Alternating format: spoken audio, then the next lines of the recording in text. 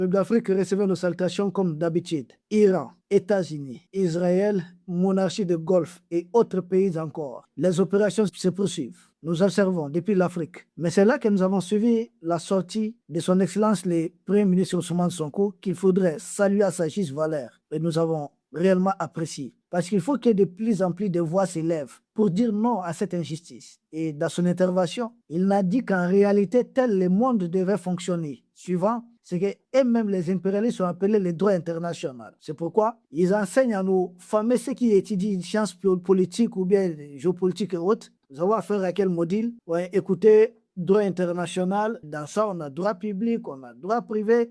Mais en réalité, sur les terrains, c'est toute autre chose. Venir bombarder un État, prétextant une menace existentielle contre toi. Ouais, il y a quel mécanisme? Il y a tellement de mécanismes pour vérifier ça. Ils ont passé par quoi? Donald Trump, là, allait dire que l'Iran est une menace existentielle vers Benjamin Netanyahu. Mais qui est une menace pour la paix mondiale dans ce monde? Entre le président Assimi et Emmanuel Macron, qui est une menace pour l'Afrique? C'est Macron, lui qui n'est pas du continent africain. Et qu'il vient, il arme les Africains, il essaie de les monter les uns contre les autres. Donald Trump, il n'est pas du continent asiatique. Il a plus de bases militaires en Asie que n'importe quel pays asiatique. Est-ce que beaucoup comprennent ce que je suis en train de dire? Que n'importe quel pays asiatique. Mais c'est dépassé. Ce n'est pas de votre continent. La jeune française a plus de bases militaires en Afrique que n'importe quel pays africain. Mais c'est pourquoi faire? Il faut qu'on mette fin à cette histoire de bases militaires un peu partout. Regardez autour de l'Iran. Vous avez combien de bases militaires de l'oncle Sam? Mais c'est lui qui dit qu'il est menacé. Attends, tu viens m'encercler. Tu m'entoures avec des bases. Mais moi, je ne te vois pas comme une menace, mais c'est toi qui me vois comme une menace.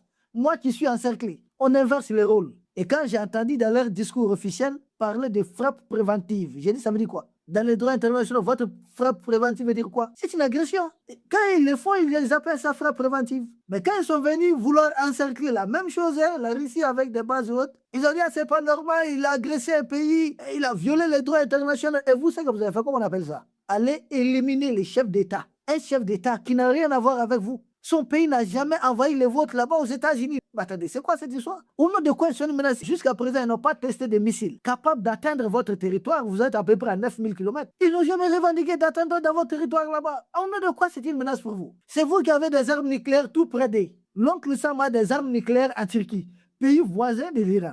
Mais qui est une menace pour qui? Il faut qu'on sache raison garder. Et son Excellence, le Premier ministre Ousmane Sonko, dans sa sortie, il a bien expliqué les choses. À la fin de la Seconde Guerre mondiale, 1945, c'est Roosevelt, c'est l'ONU là. C'est Roosevelt qui a réellement mouillé les maillots. Donc, une initiative des États-Unis. Et ce sont eux, Conseil de sécurité, Haute Cour internationale de justice, tous les mécanismes là, ce sont eux qui ont fait les drafts. Vous mettez tout ça en place. Un beau jour, vous-même, vous faites fi de ça et puis vous allez attaquer des pays. Tu allez prendre Maduro qui a été élu. Tu es venu bombarder le Nigeria prétextant que les chrétiens y étaient menacés. Qu'est-ce que vous voulez concrètement? Le monde là, c'est comme ça. Il se lève un beau matin, voilà ce que je vais dans tel pays, et puis il prend ça. Je veux ça, le président n'est pas content, je l'enlève. Et dans ça, j'ai vu certains Africains. Quelqu'un m'a dit, au général, finalement, on doit tout concéder. Nous, pays de l'Est, on accepte tout ce qu'ils veulent, qu'ils viennent prendre. Il dit, mais même s'ils prennent tout, ils ne vont pas te laisser. Finalement, ils disent, bon, écoutez, nous avons besoin d'1 million de tes enfants pour les sacrifier. Tu pourras dire non. Tu ne pourras rien dire parce que tu n'auras plus de richesses, tu n'auras plus de quoi acheter des armes pour te défendre. Mieux vaut mourir debout que de vivre à genoux. Parce qu'eux-mêmes, ils ont un de leurs intellectuels là pour habitude de les dire. Si vous voulez éviter la guerre par les déshonneurs, vous aurez la guerre et vous aurez les déshonneurs. Nous, c'est ce qui nous avait arrivé quand on avait signé le fameux accord d'Alger que j'ai toujours appelé torchon d'Alger. Nous-mêmes financer la partition de notre pays. On avait fait tout ça pour éviter la guerre. Mais finalement, les terrors multipliaient même les attaques. On a l'accord, nous sommes attaqués. Nous, on payait l'argent pour aller à Kidal. On n'était pas à l'abri. Dans notre propre pays, pour aller dans certaines villes, nos ministres doivent payer à des groupes armés terroristes. C'était ça l'accord d'Alger. Jusqu'à ce que son Excellence, le président Assimi Goïta arrive. Et nous avons mis fin à ces torchons-là. Et Alger dit qu'il n'est pas content. J'ai dit, Tebboune, c'est ton problème. On dirait qu'il n'y a plus de règles. Comment tu nous dis qu'on va tout donner à ces gens quand ils viennent? Par peur quoi? J'ai peur, ok, prends tout, il faut partir. S'ils donnaient tout facilement comme ça, là, il y a de ces gens qui sont très cruels, qui sont avides de sang. Ils n'ont pas fini, ils vont revenir. Mais on leur a déjà tout donné. Ils sont venus pour l'esclavage, ils ont enlevé les Africains, ils sont partis avec eux. Ça n'a pas suffi, ils sont revenus, ils disent la colonisation. Ils ont commencé à prendre de l'or à gauche, prendre ça à droite, ils ont fait des génocides. Comme si prendre des choses ne leur suffisait pas. Ils ont tout volé.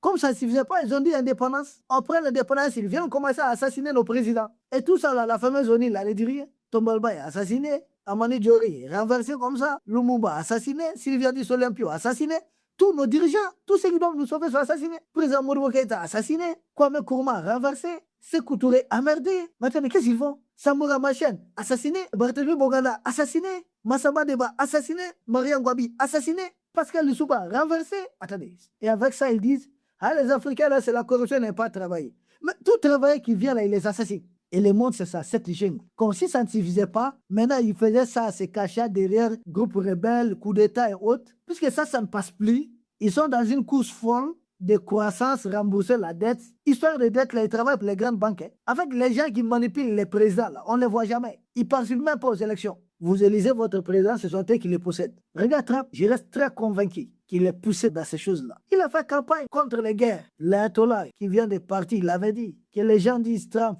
mais en réalité, c'est leur État. C'est leur État même qui fonctionne comme ça. De Gaulle, Cissé, il descend des Africains. Pompidou, idem. Valéry Giscard d'Estaing, idem. François Mitterrand, la même chose. Jacques Chirac, ça a continué. Sarkozy, ça a continué. François Hollande, ils sont tous comme c'est leur État même qui fonctionne comme ça. C'est pourquoi j'ai tellement apprécié cette sortie du Premier ministre Ousmane Sonko. Une très bonne sortie. On a besoin de sorties comme ça. Son Excellence, Capitaine Ibrahim Traoré le fait souvent. Les dirigeants de l'Est le font, d'autres le font. Une très bonne chose. Ça va accélérer le réveil des populations d'Afrique. Parce que j'ai pour habitude d'attendre les trolls des impérialistes parmi nous. Dès qu'un dirigeant africain se met à parler, ah, lui là, il parle beaucoup. C'est vos maîtres qui vous inculquent ça. Parce que la parole là, c'est ce qui fait mal aux impérialistes. Ils n'aiment pas. C'est comme un voleur là, quand il crie au voleur. C'est le cri au voleur là qui fait fuir le voleur. Et donc le voleur, il est allergique au cri au voleur. C'est ça qui vous fait mal. À cause de la parole, vous avez éliminé combien de personnes? Malcolm X, quand il a été tué. C'est à cause de la parole. C'est qu'il disait. Les messages de sensibilisation, c'est pour ça qu'il a été tué, assassiné. Martin Luther King, c'est à cause de quoi? À cause de sa parole. Thomas Sankara, son discours faisait mal. C'est pourquoi il a été éliminé. Ils ont eu peur, il va réveiller d'autres. Les Lumumba, les mots, c'est des gens qui savaient parler. Ils ont peur. Kadhafi, son discours fait très mal, non? C'est à cause de son discours que Sarkozy a dit qu'il avait perdu. Il n'avait plus toutes ses facultés et qu'il fallait un mandat et intervenir pour sauver les gens de Benghazi. C'est pas à cause d'un discours. Il y a beaucoup de choses autour. Mais la parole, là, les Africains doivent parler encore. RFI, France 24, c'est pourquoi? C'est pas pour communiquer, essayer d'abrutir d'autres peuples. C'est ça la communication. Et pourquoi dire aux Africains de ne pas s'exprimer? C'est comme quelqu'un qui est tombé dans le puits, on lui dit non, non, ne parle pas dans le puits. Mais si vous ne parlez pas étant dans le puits là, comment est-ce que quelqu'un peut attendre votre voix pour vous sauver? C'est lui qui vous a poussé dans le puits et que vous êtes dedans là. A tout intérêt de vous dire ne parlez pas. Parlez, leader africain. Parlez, dirigeant africain. Agissez quand il le faut. Il y a un moment pour parler, un moment pour bosser. Les deux sont complémentaires. Donc, nous encourageons ce qui se passe là-bas. Mais il fallait qu'on dise à Trump quand même, ça suffit. Parce que la question qu'il faut se poser, après l'Iran, ça serait le tour de qui? A beaucoup pensé à l'AS. J'ai dit, mais vous n'avez rien compris. C'est pas l'AS seulement qui est dans l'air, c'est toute l'Afrique. Les terroristes là, c'est leur outil. C'est un projet géopolitique. Ça a été conçu. Et la mise en œuvre a été très bien planifiée. Ça doit coûter combien? Dépenses annuelles, ça doit coûter combien? Comment les protéger? Comment faire leur communication? Comment communiquer avec eux?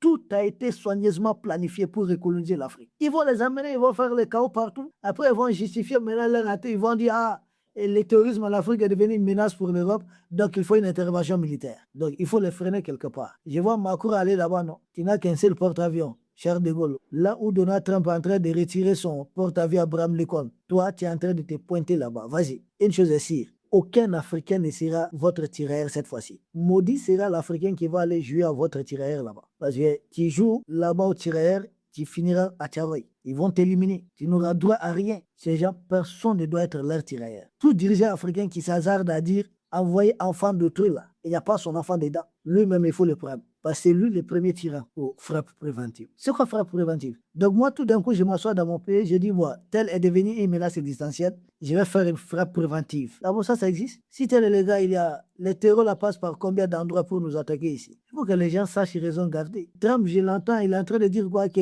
ce n'est pas exclu qu'il va envoyer des troupes au sol. Trump, c'est le piège mortel qui t'attend. Tu pourras mettre pied dedans, mais est-ce que tu vas t'en sortir? C'est la question. Tu peux aller, hein? Est-ce que tu seras de retour? C'est la question qu'il faut poser. Le chemin est libre, la voie est tout tracée. Chers frères du Sénégal et les camarades de lutte, nos encouragements et nos salutations à son Excellence le Premier ministre Ousmane Sonko, que nous le suivons. Du courage à lui. Il a tout notre soutien. Merci beaucoup.